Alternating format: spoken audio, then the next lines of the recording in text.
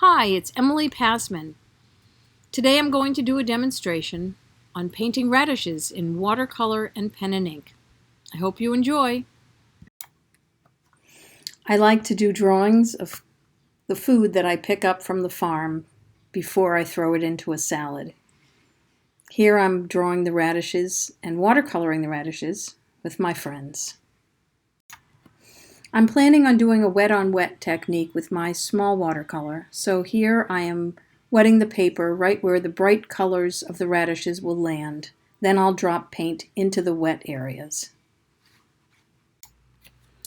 For this first layer of wet-on-wet, I'm not going to be too specific about where my colors are landing. I really do want all these reds and oranges and purples to meld together to create the background or the first layer of the feeling of the collection of the radishes together. Here I'm adding some more water to where the pointy parts of the radish are coming out.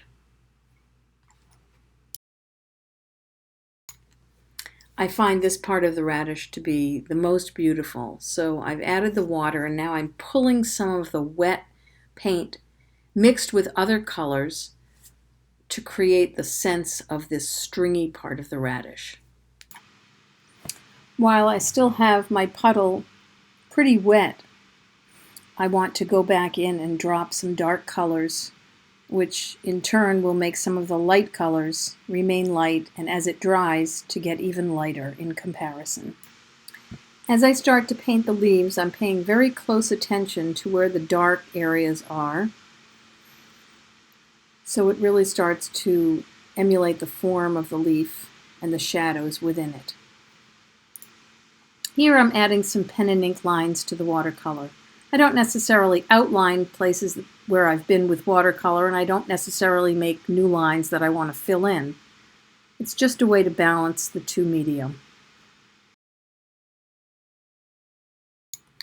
Sometimes at the end of a watercolor sketch, if I feel like I want an area to appear much lighter, I'll either wash it out, or sometimes I add opaque paint, which is what I'm doing here.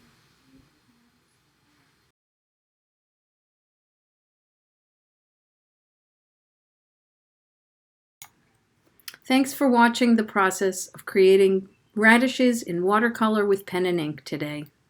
See you soon!